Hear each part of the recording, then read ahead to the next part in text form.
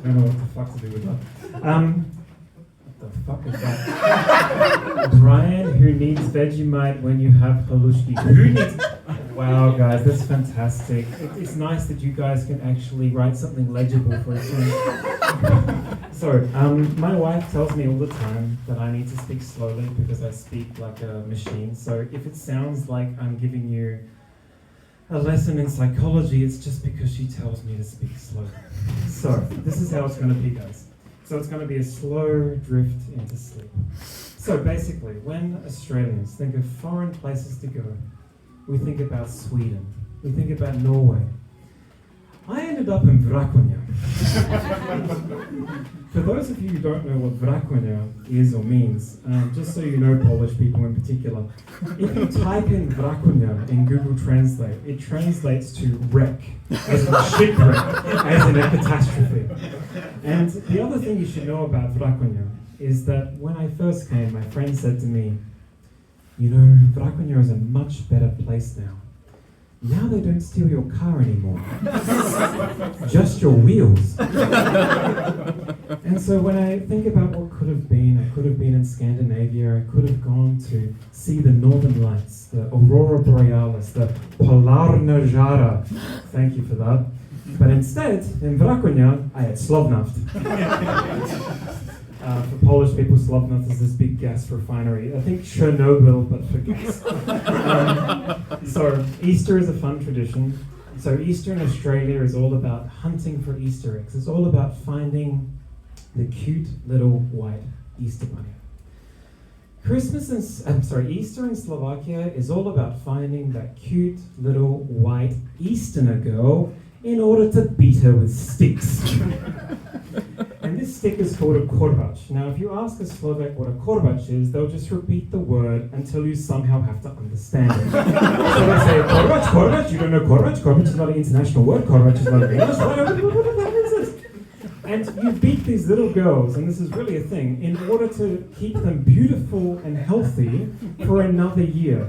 Not for eternity, but for another year.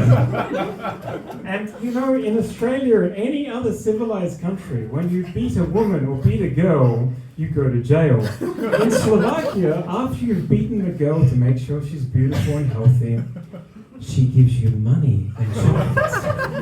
And you call this a civilized country. So Christmas in the world is a very fantastic time. In Australia, we have it on the 25th of December, the correct day, by the way.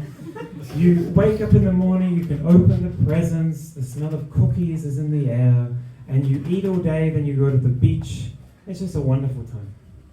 Christmas in Slovakia.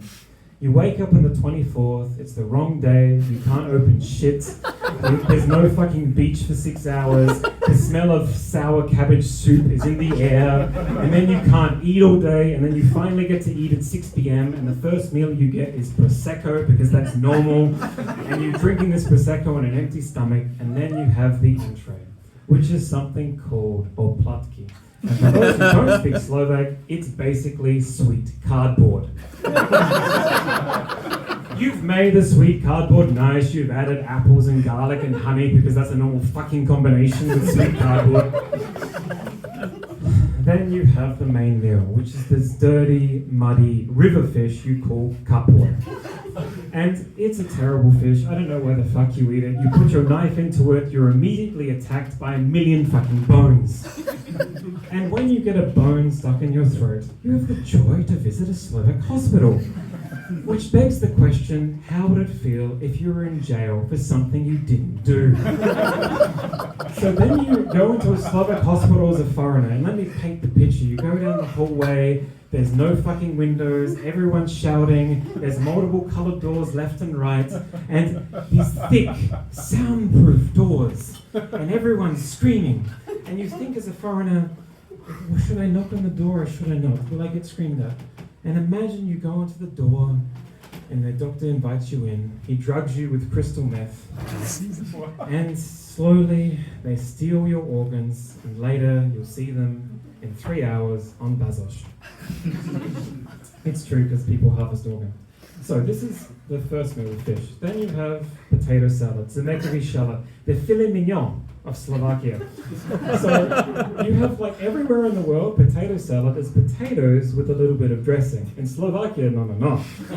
It's 1 liter of mayonnaise with a little bit of potatoes. And they say to you, it will be better the next day. It will be better the next day. And for 10 years I've tried to figure out why they say this. And it's very, very simple. Because you'll eat this fucking potato salad for every meal for 3 days. So Christmas is all about learning a little bit of Slovak. So I wanted to impress my family. I wanted to impress my nieces and goddaughters. And I wanted to say, Ježiško príde, which means baby Jesus is coming. You know, in Australia and any other Western country, you have Santa Claus, which has a sleigh, he can put presents on the top, he has reindeer. But in Slovakia and other Eastern countries, you have this baby Jesus who just like teleports presents under the tree, even though he can't hold his own head up. So anyway, I'm trying to learn Ježiško príde, and I learned a very similar word to my ear, which was exactly the same. That word is Jezibaba, which means witch. So when you're imagining a situation, it's Christmas time, it's 7 p.m, you've had the sweet cardboard, you've had the dirty river fish, you've gone to the hospital and back, you've had the mayonnaise, and all the kids are waiting for the bell for Christmas is going to ring, everyone's ready, and the bell rings and you go, Jezibaba príde! So I think the elephant in the room is we need to talk about your love affair of potatoes. I really feel that you make fun of Austrians that they only have schnitzel and strudel. You make fun of Hungarians that they only have goulash. Let's examine a Slovak menu. You have lokše, which is potatoes with flour. You have placki, which is potatoes with flour. You have halushki, which, wait for it, is potatoes and flour. You have pirohi, which is potatoes and flour. And let's go to sweets, because it's normal to put potatoes in sweets. You have shulance, which is potatoes with flour. Buchti, which is potatoes with flour. You know, I really feel if you don't have a potato at every meal, you have to go to confession. Forgive me, Father, for I've sinned. The taste of zemiak has not been on my tongue for at least 4 hours. That's true. So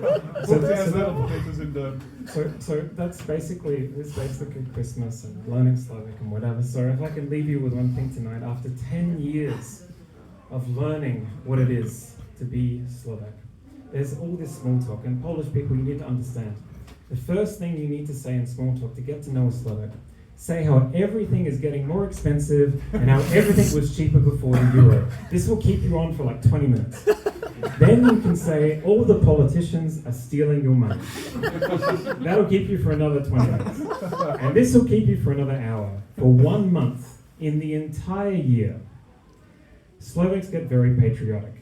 And before they lose, mention the Slovak hockey team. During this time, before they lose, you can talk about how great they are. And when they lose, because they always lose, mention how all the current players suck and that all the best players are too old to play it. Thank you very much.